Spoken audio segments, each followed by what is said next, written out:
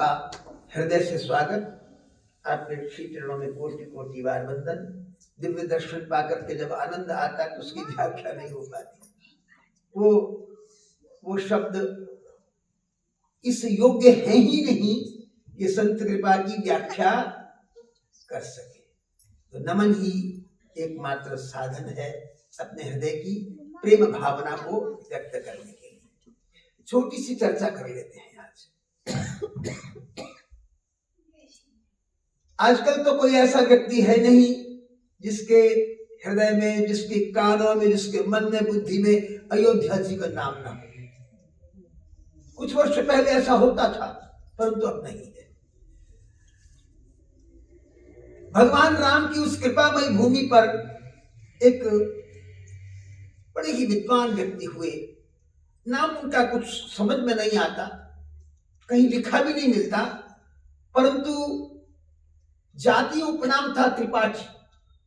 त्रिवेदी और त्रिपाठी एक ही कहलाते हैं। जिनको 3 वेद सिद्ध होते थे वो त्रिवेदी, और 3 वेदों का पाठ करने के कारण त्रिपाठी भी कहलाते थे। 4 वेदों वाले चतुर्वेदी, वही चौबे बन जाते थे बाद में। मिथिला के चौबे बड़े प्रसिद्ध हैं।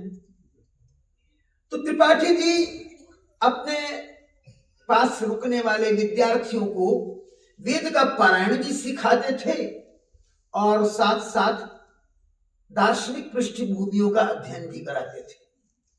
विविध दर्शनों का अध्ययन कराते थे। इतना अध्ययन कराया, और उन्होंने पहले स्वयं अध्ययन किया, और जो अध्ययन करने कराने वाले होते हैं वो पुस्तकों के कीड़े बन जाते हैं, रात दिन पुस्तकों का अवलोकन करते रहते हैं।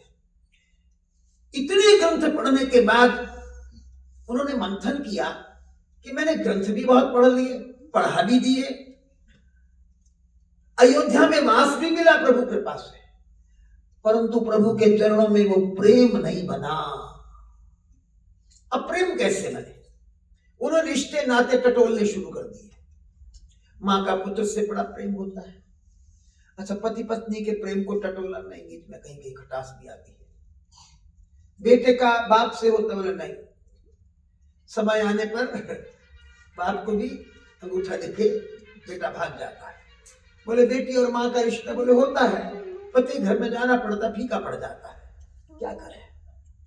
उन्होंने टटोला कि मेरी दृष्टि मेरे शिष्यों पर बहुत रहती है।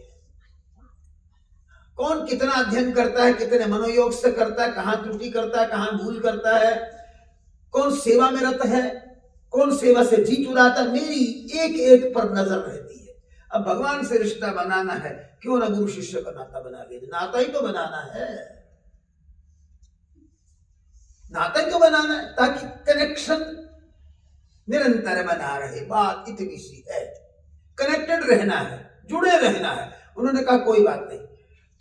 कनक भगवान का दर्शन अक्सर करते थे, तो आज कनक भगवान के मंदिर में गए तो प्रभु से कहने लगे, नाता बना रहा हूं, आज से आप मेरे शिष्य, में आपका गुरु, इसके सिवाय मेरी नजर आप पर रह नहीं सकती। अब देखो, नाता बना लिया, भाव का ही तो खेल है ना। अब भगवान बन गए शिष्य, भगवान तो कहते कोई नाता बनाओ, बनाओ तो सही, तो मुझे बेटा बनाओ, मैं बेटा बन जाऊंगा। गोपियों ने सर्वेश्वर मान लिया, पति मान लिया, परमेश्वर मान, सब कुछ मान लिया, कोई बात नहीं। तुम कोई सा नाता बनाओ, मैं उस नाते में बंधने को तैयार हूं। ये बात समझ करके त्रिपाठी जी ने स्वयं को गुरु मान लिया और भगवान को शिष्य। अब क्या करते थे, नित्य कर्म से निवृत्त होते थे। अब देखो, ये नित्य कर्म जो शब्द है ना, बड़ा सरल सा है। आप जरा विद्वानों की नगरियों में निकल करके देखो, निकलना भी चाहिए, निकलना पड़ता भी है। तो प्रातः काल ब्रह्म मुहूर्त में उठ करके संध्या होती है, संध्या के बाद नित्य पाठ पारायण होते हैं। हाँ, और देखो ऐसे ऐसे महापुरुष देखे निर्जल रह करके सब कुछ करते हैं। 11-11 बज जाते हैं, 12-12 भी बज जाते हैं, उपवासी रहते हैं, एक समय का भोजन करते हैं, और उस नित्य में, माने नित्य कर्म में रह करके जब निवृत्त होकर के बड़ी शुद्धता से भगवान का दर्शन करने आते तो उनको कहते ठीक हो ना, कोई कमी तो नहीं है सेवा में, हो तो बता देना, चलो दर्शन दे चले हैं, कल फिर आएंगे दर्शन देने, ठीक से रहना। अब लोग तो प्रणाम करते थे, और वो दर्शन देने आते थे, आशीर्वाद देने आते थे और भगवान से पूछ लेते थे को कष्ट तो नहीं है। देखो है ना भक्ति में उल्टी गंगा। प्रेम का पाठ ही ऐसा है, इसमें प्रेम में क्या से क्या हो जाता है जी, समझ नहीं आता। तो नित्य का क्रम था। अब उत्सव आ गया, जैसे रामनवमी, तो उत्सव में क्या होता था, अब अयोध्या में बहुत भारी शोभा यात्रा निकलती थी, मुख्य मुख्य बाजारों से होकर जाती थी और विद्वानों के भवनों के आगे से आती थी। तो परंपरा थी, समस्त विद्वान अपने अपने घर से बहुत सुंदर वस्त्र, पुष्प, पूजा की सामग्री, नैवेद्य इत्यादि लेकर भगवान का स्वागत करते थे। सभी जो गणमान्य थे उनको हार पहनाए जाते थे, पुष्प वर्षा होती थी, भेंट पूजा होती थी। तो भगवान की पूजा अर्चना सब कुछ आप हमारे यहाँ प्रचलन है ना, प्रभात फेरियों में कितना स्वागत करते हैं भोर में, फिर सबको देखो प्रसाद देते हैं, कहीं कहीं तो जलपान इत्यादि भी कराते हैं, बड़ा सुंदर पकवान बनता है। ये सब भावना की बातें। तो त्रिवेदी जी से कहा कि महाराज आप नीचे आ जाइए, ऊपर रहते थे छत पर, वहीं शिष्य लोग बैठे होते थे पास में, कि नीचे आ जाइए, भगवान की झांकी आ रही है और आकर के स्वागत कीजिए, परंपरा का निर्वाह कीजिए। तो त्रिवेदी जी कहने लगे देखिए बात यह है, हमारा नाता तय हो गया है। बोले इसका क्या मतलब? बोले मतलब ये कि आज से नहीं, कई महीनों से भगवान अब हमारे बन गए शिष्य। बोले कब बन गए? बोले आपको नहीं पता, वो हमसे बात हुई, तुम नहीं जानते, पर आप हमारी बात पर विश्वास करो, वो हमारे शिष्य बन गए हैं। तो हम दर्शन दे आते हैं उनको, हम तो सुबह दे आए थे। अब देखो भाई, ये तो शिष्य का काम है, गुरु के चरणों में आए, अब हम जाएं और शिष्य का स्वागत करें, ये परंपरा नहीं है, सनातन परंपरा में नहीं आता, सो हम नहीं जाएंगे। बोले महाराज ये कैसी बातें कर रहे हैं? कुछ ने कहा कि सठिया गए हैं, जब 70-72 साल के हो जाते हैं तो लोग ऐसे ही हो जाते हैं। बोले कि खोपड़ी खराब होने लगी, ज्यादा दर्शन शास्त्र पढ़ लिया, अब ये पागल से हो गए। अरे महाराज क्यों रार बढ़ा रहे, उठ करके चलिए, 2 मिनट का काम है, स्वागत कर दीजिए भगवान का, और क्या, परंपरा का निर्वाह। बोले देखो हमने अपनी बात सुना दी, आप क्यों हमसे झगड़ रहे हैं? अभी तो शिष्य का काम है, गुरु के चरणों में आए, हम तो बैठे हैं अपने स्थान पे। महाराज ये बड़ी आप अटपटी बातें कर रहे हैं। तो कुछ लोगों ने कहा देखो है तो बड़ी अचंभे की बात, परीक्षण होना चाहिए। अब ये भगवान ही सिद्ध कर सकते हैं वो इनके शिष्य हैं कि प्रभु है कि गुरु है कि क्या है। बोले महाराज फिर ये कैसे किया जाए? बोले देखो हम तो यही कर सकते हैं, अधिक से अधिक अगर वो भगवान ऊपर नहीं आए हमारे शिष्य बन करके, तो फिर ये है कि हम अपना चरणामृत पी लें। गुरु का चरणामृत तो पीता शिष्य, चरण धो करके पीता है। गुरु के चरण का प्रक्षालन करना शिष्य का धर्म है। तो बोले महाराज ठीक है, हो जाए, अगर आप इसी बात पे अड़े हैं तो आज देख लिया जाए, और अगर नहीं दिया तो फिर आपको नीचे जाना पड़ेगा, और हम लोगों से नहीं, भगवान से सबके बीच में क्षमा मांगनी पड़ेगी।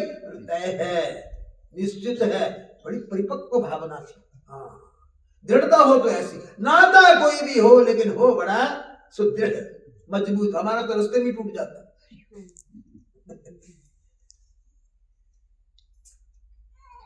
तो त्रिवेदी जी ने मान लिया। अब देखो सब लोग आ गए, बड़े सुंदर सुंदर थाल, उसमें चांदी के लोटे, उसमें यमुना जी का पावन पावन जल, सरयू का पावन पावन जल, और त्रिवेदी जी ने अपना दाहिना चरण बढ़ा दिया, अंगुष्ठ का प्रक्षालन होने लगा, वेद पाठियों ने वेद मंत्र पढ़ लिए। अब देखो चरण धुल गए और कटोरे में चरणों का चरणामृत लेकर के भगवान के सामने रखने के लिए सब चले गए। कहा देखो अब क्या होता है। वहां भी पारायण हुआ वेद का, वेद पाठियों ने वेद पाठ शुरू किया, ब्राह्मणों ने पर्दा ढक दिया।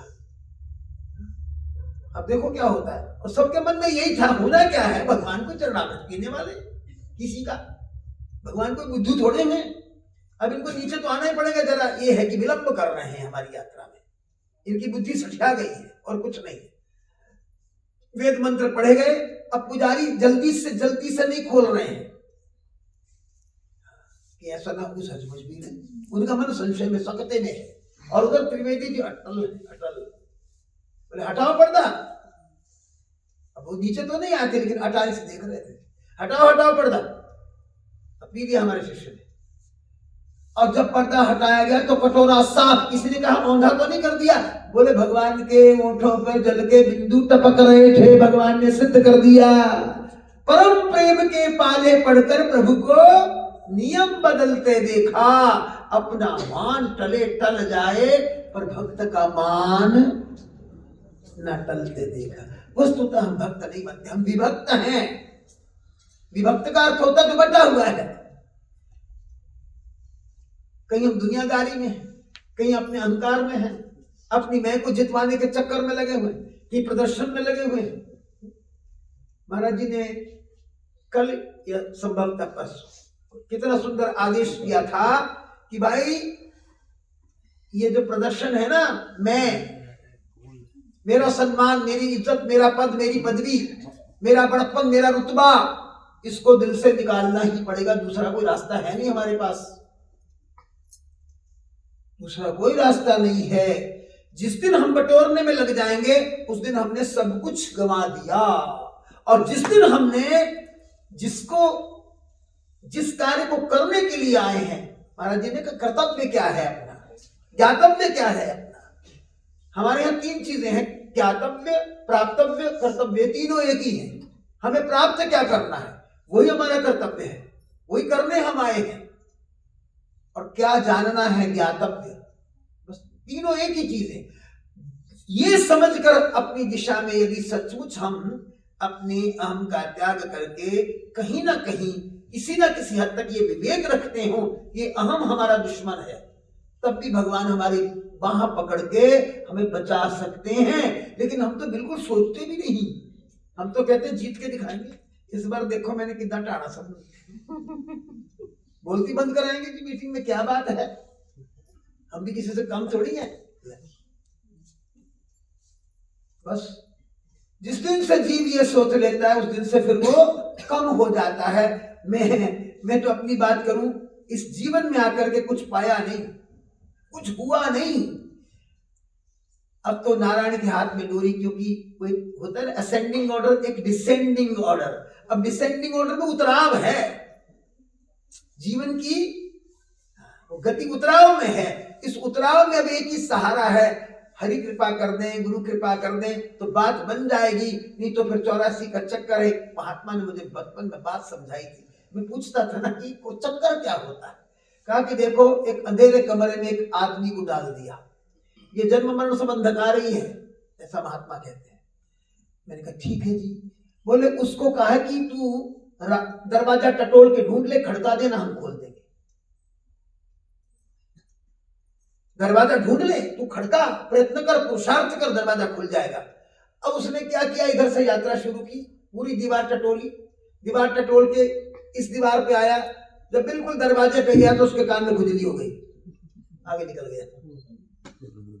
ये खुजली तो हमें दुखी कर रही है, क्योंकि हम खुजली किसकी हुई, अहंकार की खुजली हुई, प्रदर्शन की खुजली हुई। मैं सब पर रोक जमाऊं, सबका नेता बनूं, सबका अधिपति बनूं, सबका स्वामी बनूं, खुजली तो है। इस माया की खुजली ने हमें फिर 84 के चक्कर में डाल दिया। ये चक्कर तब छूटेगा जब सारी खुजलियां छोड़कर हम निरंतर अपने ध्येय के प्रति सजग हो जाएंगे। कृपा से हो सकता है, पुरुषार्थ से नहीं हो सकता।